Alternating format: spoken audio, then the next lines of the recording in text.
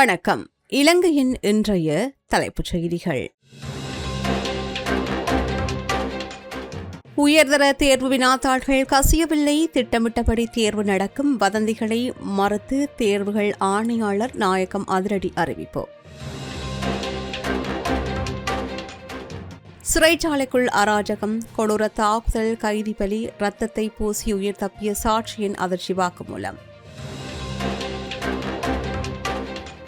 போதைப்பொருள் ஒழிப்பில் முப்படையினர் மற்றும் காவல்துறையின் அதிரடி முன்னேற்றம். 3 ஆண்டுகளில் 4600 கிலோவிற்கும் அதிக போதைப்பொருள் அளிப்போம்.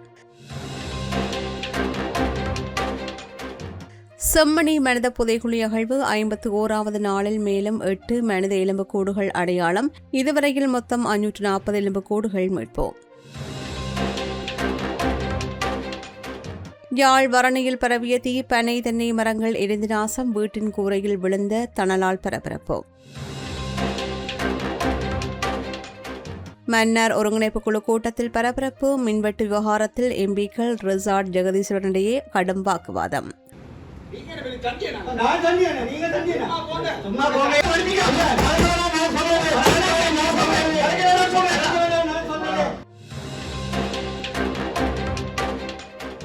கைது செய்யப்பட்ட 9 தமிழக மீனவர்களை உடனடியாக மீட்க வேண்டும், மத்திய அரசுக்கு தமிழக முதலமைச்சர் கடிதம்.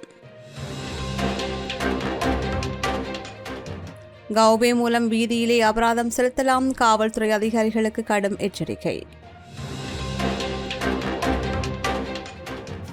வவுனியா உள்ளிட்ட 7 மாவட்டங்களுக்கு வெப்ப காலநிலை எச்சரிக்கை, வளிமண்டலவியல் திணைக்களம் அவசர அறிவிப்போம்.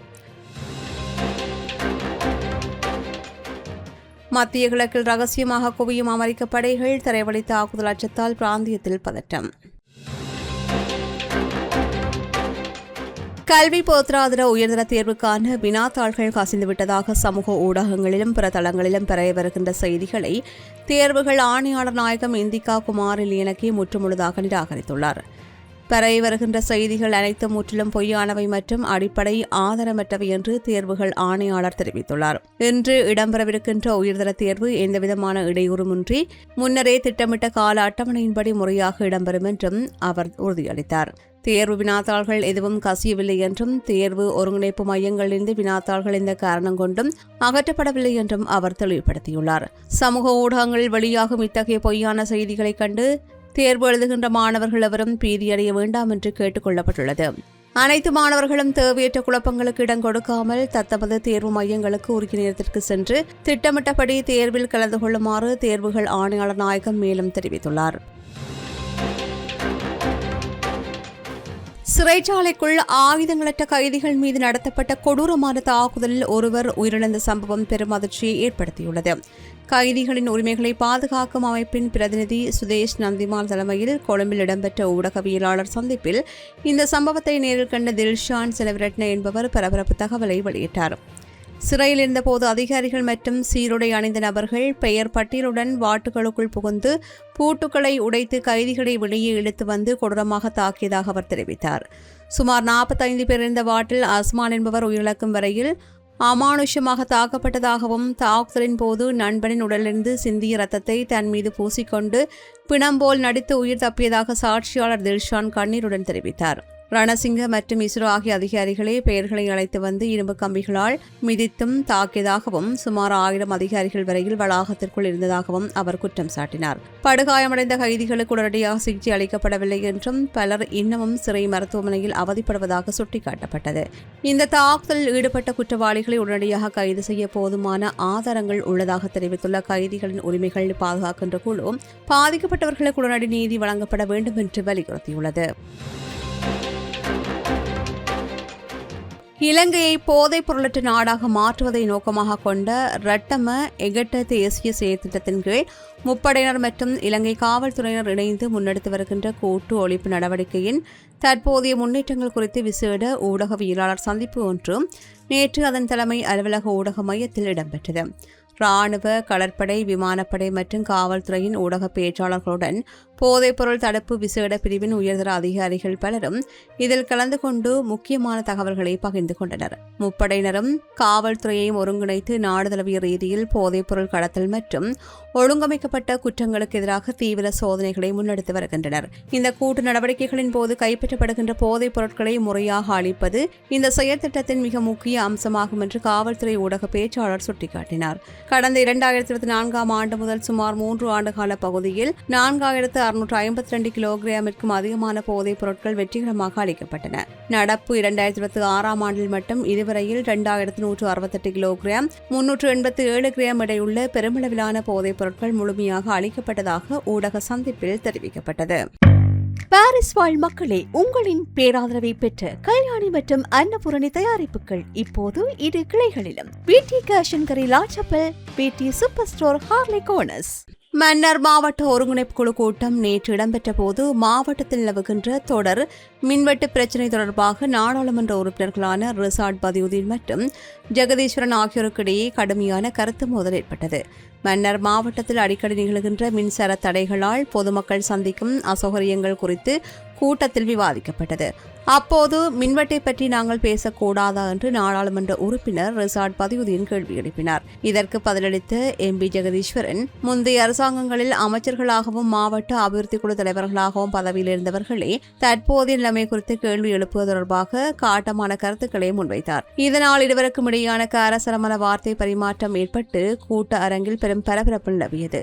சூழ்நிலை எல்லை மீறி செல்லாதவாறு மன்னர் மாவட்ட அரசாங்க அதிபர் மற்றும் மாவட்ட அபிவிருத்தி குழு தலைவர் ஆகியோர் உடனடியாக தலையிட்டு இருவரையும் சமரசப்படுத்தினர். மன்னர் மாவட்டத்தில் நாளுக்கு நாள் அதிகரிக்கும் மின்சார தடைக்கு உடனடி தீர்வு காணப்பட வேண்டும் என்று மக்கள் எதிர்பார்க்கும் சூழலில் இந்த கூட்டத்தில் எம்பிக்களிடையே ஏற்பட்ட வாக்குவாதம் பெரும் விவாத பொருளாக மாறியுள்ளது.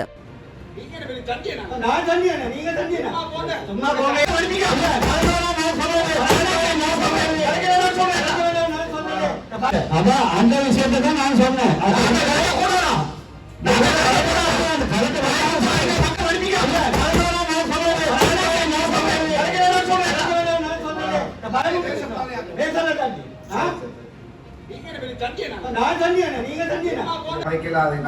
நாங்க செய்யலாத இல்ல, அப்படி இல்ல. நான் அதெல்லாம் சொன்ன விஷயம் என்னன்னா பிழையான கருத்து சொல்ல சரியா தான் சொன்னேன். இன்னைக்கு நாளுக்கு நடக்கிற விஷயம் இல்லையே. 15 வருஷத்துக்கு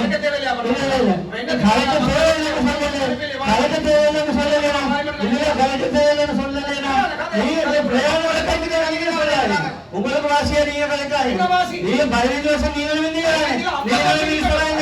நீங்க டிசிசி ஆவல் வந்தீங்க 15 வருஷமா நீங்க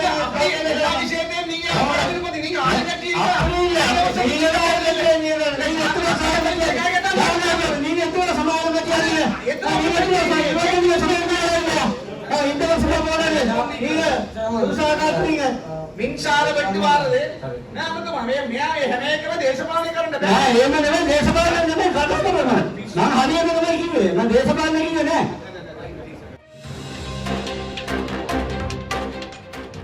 நீதிமன்ற அனுமதியுடன் தீவிரமாக இடம்பெற்று வரும் செம்மணி மனித புதைக்குழியின் 3ஆம் கட்ட அகழ்வு பணியில் மேலும் பல மனித எச்சங்கள் கண்டெடுக்கப்பட்டு நீதிமன்ற கட்டுக்காவலில் ஒப்படைக்கப்பட்டுள்ளன. கடந்த ஏப்ரல் மாதம் 27ஆம் தேதி நீதிமன்றம் வழங்கிய 56 நாட்கள் அனுமதிக்கு அமைவாக தொடங்கப்பட்ட இந்த 3ஆம் கட்ட அகழ்வு பணி நேற்று 51வது நாளை எட்டியது. 51வது நாள் அகழ்வு பணியின் போது புதிதாக 8 மனித எலும்புக்கூடுகள் அடையாளம் காணப்பட்டன.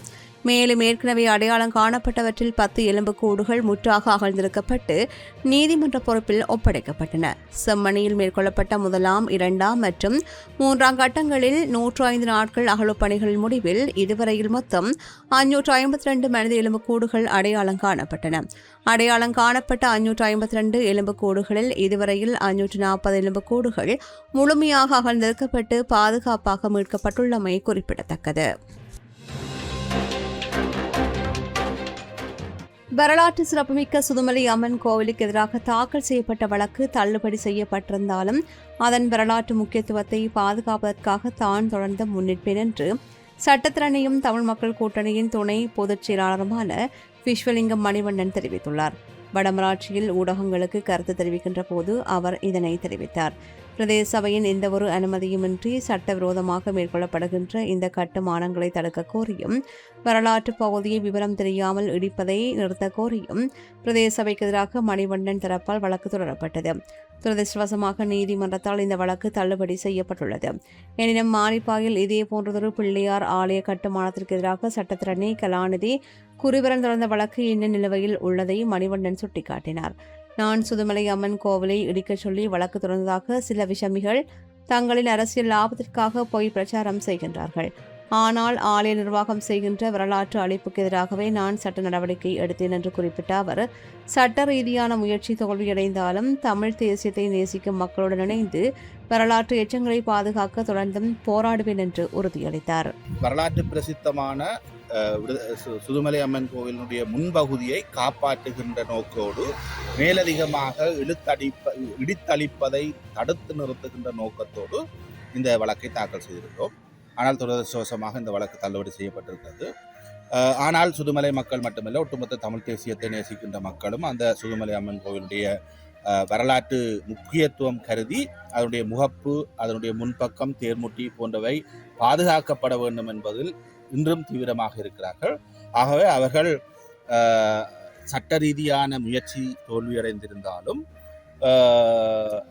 அதை அவ்வாறு இடிக்க முற்படுகின்ற பொழுது அதுக்கு எதிராக வேறு பொருத்தமான நடவடிக்கைகளை அவர்கள் எடுப்பார்கள். அவர்களோடு முழுமையாக அந்த பழைய கட்டடங்களை இடித்தளிப்பதை தடுப்பதில் நானும் உறுதியாக பங்கெடுப்பேன். ஆனால் இதில் சில விஷ கிருமிகள் உள்நோக்கங்களுக்காக ஒரு வேலையை செய்திருக்கிறார்கள். என்ன வேலை என்று சொன்னால், சும்மா இருக்கிற கட்டப்பட்டிருக்கிற சுதுமலை அம்மன் கோவிலை நான் இடிக்கச் சொல்லி வழக்கு போட்டதாக முழுவதுமாக பந்தையை அப்படியே மாற்றி தங்களுடைய அரசியல் இன்பத்தை அடைந்திருக்கிறார்களே தவிர.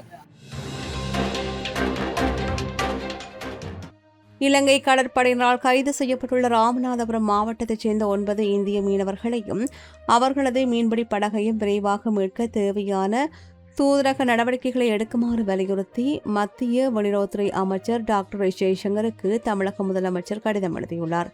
இலங்கை கடற்படையால் சிறைப்பிடிக்கப்பட்ட 9 தமிழ்நாட்டு மீனவர்களையும் அவர்களது படகையும் உடனடியாக விடுவித்து அவர்கள் பாதுகாப்பாக தாயகம் திரும்புவதை உறுதி செய்ய தகுந்த ராஜேந்திர நடவடிக்கைகளையும் மேற்கொள்ள வேண்டும் என்று கோரப்பட்டுள்ளது. இதுவரையில் 49 இந்திய மீனவர்கள் இலங்கை அரசின் சிறை காவலில் வைக்கப்பட்டுள்ளதாக சுட்டிக்காட்டப்பட்டுள்ளது. இதுபோன்ற சம்பவங்கள் தொடர்ந்து நிகழ்வதால் மத்திய அரசின் உடனடி தலையீடு பாதிக்கப்பட்ட மீனவ குடும்பங்களுக்கும் தமிழ்நாட்டு மீனவ சமூகத்திற்கும் பெரும் நம்பிக்கையையும் நிம்மதியையும் அளிக்கும் என்று தெரிவிக்கப்பட்டுள்ளது. Blue ocean group of companies இலங்கையின் வளர்ச்சியோடு உங்கள் வாழ்க்கையையும் உயர்த்துகிறோம். யாழ்ப்பாணம் வரணி பகுதியில் நேற்று பிற்பகல் குடமியன் ஆதிசிவன் கோவிலை அண்மித்த பகுதியில் திடீரென்று பாரிய தீப்பரவல் ஏற்பட்டு பெரும் பரபரப்பை ஏற்படுத்தியுள்ளது. அந்த பகுதியில் உள்ள குப்பை கிடங்கு ஒன்றில் பற்றிய தீயானது கடும் வெப்பநிலை மற்றும் பலத்த காற்று காரணமாக வேகமாக பரவி அருகிலிருந்த பனை மரங்களில் தொற்றிக்கொண்டது. பனை மரங்களில் இருந்த நெருப்புத்தணல்கள் காற்றில் பறந்து அருகிலிருந்த வீட்டின் கூரை மேல் விழுந்ததில் கூரையின் ஒரு பகுதியில் தீப்பற்றி எரிய ஆரம்பித்தது. மேலும் அருகிலிருந்த பனை மற்றும் தென்னை மரங்களுக்கும் தீ வேகமாக பரவிய நிலையில் அந்த பகுதி மக்கள் உடனடியாக செயல்பட்டு பல வழிகளிலும் தண்ணீரை பாய்ச்சி தீயை கட்டுக்குள் கொண்டு வந்தனர். தீ விபத்திற்கான காரணம் இதுவரையில் தெரியவரவில்லை. இருப்பினும் அதிர்ஷ்டவசமாக இந்த சம்பவத்தில் எவருக்கும் காயங்களோ உயிர் சேதமோ ஏற்படவில்லை. அண்மையில் தான் வரணி கரம்பைக்குறிச்சி மேற்கு பகுதியில் ஏற்பட்ட பாரிய தீப்பரவலை தீயணைப்பு பிரிவினர் பலத்த போராட்டத்திற்கு பின் கட்டுக்குள் கொண்டு வந்தமை குறிப்பிடத்தக்கது. தற்போது இயல்புக்கு மாறாக அதிக வெப்பமான காலநிலையும் வறண்ட காற்றும் வீசி வருவதால் பொதுமக்கள் குப்பைகளுக்கு தீ வைப்பதையும் தீ தொடர்பான காரியங்களில் ஈடுபடுவதையும் மிகவும் அவதானத்துடன் செயற்படுமாறு கேட்டுக்கொள்ளப்படுகின்றார்கள். இலங்கையில் போக்குவரத்து விதிமீறல்களுக்கான அபராத கட்டணங்களை ஹவுபே டிஜிட்டல் தளம் மூலம் செலுத்துவதற்கு தேவையான அனைத்து வசதிகளும் நாட்டிலுள்ள அனைத்து காவல் நிலையங்களிலும் தற்போது முழுமையாக செய்யப்பட்டுள்ளதாக போக்குவரத்துறை மற்றும் சாலைகள் பாதுகாப்பு வரம்பின் பணிப்பாளர் பிரதி போலீஸ் மா அதிபர் WBJ சேனாதில தெரிவித்துள்ளார். வீதி போக்குவரத்து பணியில் ஈடுபடும் அனைத்து காவல் அதிகாரிகளுக்கும் பொதுமக்கள் கௌபே மூலம் உடனடியாக அபராதம் செலுத்துவதை உடனடியாக உறுதி செய்ய போதுமான மொபைல் சாதனங்கள் வழங்கப்பட்டுள்ளன. போக்குவரத்து நடவடிக்கைகளின் போது அதிகாரிகள் இந்த சாதனங்களை எப்போதும் கையிருப்பில் வைத்திருக்க வேண்டும் என்று உத்தரவிடப்பட்டுள்ளது. வாகன ஓட்டிகள் இனி அபராதம் செலுத்துவதற்காக சிரமப்பட்டு காவல் நிலையத்திற்கோ அல்லது அஞ்சல் நிலையத்திற்கோ செல்ல வேண்டிய அவசியமில்லை. அபராதம் விதிக்கப்பட்ட இடத்திலேயே மொபைல் வங்கிச் செயலிகள் அல்லது கௌபே வசதி மூலம் கட்டணத்தை செலுத்தி உடனடியாக தங்களது ஓட்டுநர் உரிமத்தை திரும்ப பெற்றுக்கொள்ள முடியும். கௌபே வசதி இல்லை என்று சாக்கு போக்கு கூறி வாகன ஓட்டிகளை காவல் நிலையத்திற்கு வருமாறு கட்டாயப்படுத்துவது சம்பந்தப்பட்ட காவல் அதிகாரிகள் செய்யும் கடுமையான குற்றமாக கருதப்படும். அரசின் டிஜிட்டல் மயமாக்கல் கொள்கையின் கீழ் கௌபே மூலம் கட்டணம் செலுத்துகின்ற வசதிகளை பொதுமக்களுக்கான ஓர் உரிமையாக மாற்றி பொலிஸ்மா அதிபர் அனைத்து பிரிவுகளுக்கும் RTM மூலம் தேவையான கண்டிப்பான அறிவுறுத்தல்களை வழங்கியுள்ளமை குறிப்பிடத்தக்கது. ராயல்டி என்ஜினியரிங் வழங்கும் நவீன அடுக்குமாடி குடியிருப்புகள் இப்போது விற்பனைக்கு. Colombo 6 Wellawatte bus line hall ரோட்டுக்கு மிக அருகாமையில். நாட்டின் வவுனியா, முல்லைத்தீவு, திருகோணமலை, பொலனறுவை, மட்டக்களப்பு, அம்பாறை மற்றும் மொனராகலை ஆகிய 7 மாவட்டங்களில் இன்று தீவிரமான வெப்பமான காலநிலை நிலவக்கூடும் என்று வளிமண்டலவியல் திணைக்களம் எச்சரிக்கை விடுத்துள்ளது. பகல் நேரங்களில் சில இடங்களில் மனித உடல் உணரப்படுகின்ற வெப்பநிலையானது எச்சரிக்கை நிலை வரையில் அதிகரிக்க வாய்ப்புள்ளது. உடலை நீரேற்றமாக வைத்திருக்க போதிய அளவு நீர் அருந்த வேண்டும் என்றும், முடிந்தவரையில் நேரடி சூரிய ஒளியில் நீண்ட நேரம் நிற்பதை தவிர்க்க வேண்டும் என்றும், பகலின் அதிக வெப்பமான நேரங்களில் கடினமான வெளிப்புற வேலைகளை மற்றும் செயல்பாடுகளை குறைத்துக் கொள்ள வேண்டும் என்றும் அறிவுறுத்தப்பட்டுள்ளது. எதிர்கால ராணுவ நடவடிக்கைகளுக்கான தங்களின் விருப்பங்களை விரிவுபடுத்துகின்ற நோக்கில் அமெரிக்கா மத்திய கிழக்கில் கூடுதல் ராணுவ பணியாளர்களை ரகசியமாக குவித்து வருவதாக பாதுகாப்பு விவகார ஆய்வாளர் மைக்கேல் ஸ்டீவன்ஸ் தெரிவித்துள்ளார். ஈரானான மோதலில் தற்போதைய நிலை தெளிவான வெற்றியோ தோல்வியோ இன்றி முட்டுக்கட்டையாக நீடித்து வரும் சூழலில் அமெரிக்கா இந்த அதிரடி நகர்வை மேற்கொண்டுள்ளது. அமெரிக்க விமானப்படையைச் சேர்ந்த சில பணியாளர்கள் மத்திய கிழக்கு பிராந்தியத்திற்கு அனுப்பப்படுவதற்காக அழைக்கப்பட்டுள்ளதாக புலனாய்வு அறிக்கைகளை மேற்கோள் காட்டி ஆய்வாளர்கள் தெரிவித்துள்ளார்கள். இது ஒரு திட்டமிட்ட ராணுவ குவிப்பதற்கான அறிகுறி என்று அவர் விளக்கியுள்ளார். அமெரிக்கா கூடுதல் படைகளை எந்தவொரு குறிப்பிட்ட நோக்கத்திற்காக என்பது இன்னும் தெளிவாக தெரியவில்லை. இது உடனடி தரைவழி தாக்குதலுக்கான தயாரிப்பு அல்லது அங்குள்ள அமெரிக்க தளங்களின் பாதுகாப்பை வலுப்படுத்தும் நடவடிக்கை என்று இன்னும் உறுதியாகவில்லை.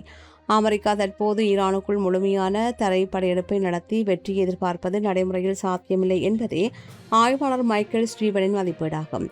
ஈரான் மீதான நேரடி ஆக்கிரமிப்பு மிகப்பெரிய ராணுவ, அரசியல் மற்றும் பிராந்திய சவால்களை உருவாக்கக்கூடும் என்பதால் தற்போது அமெரிக்கா மற்றும் ஈரான் ஆகிய இரு தரப்புமே தங்களது முக்கியமான இலக்குகளை முழுமையாக அடைய முடியாத நிலையில் மோதல் நிலை தொடர்ந்து நீடித்து வருகின்றமை குறிப்பிடத்தக்கது. இத்துடன் இலங்கையின் இன்றைய தலைப்புச் செய்திகள் நிறைவு பெறுகின்றன. தொடர்ந்தும் செய்திகளை உடனுக்குடன் அறிந்து கொள்ள சமூகம் media.com எனும் எமது இணையதளத்துடன் இணைந்திருங்கள். இதுபோன்ற செய்திகளை தெரிந்து கொள்ள சமூகம் நியூஸ் சேனலை சப்ஸ்கிரைப் செய்து அருகில் உள்ள பெல் பட்டனை கிளிக் செய்யுங்கள். மேலும் இதுபோன்ற செய்திகளை உடனுக்குடன் தெரிந்து கொள்ள சமூகம் media.com என்ற இணையதளத்தின் வாயிலாகவும் எங்களுடன் இணைந்திருங்கள்.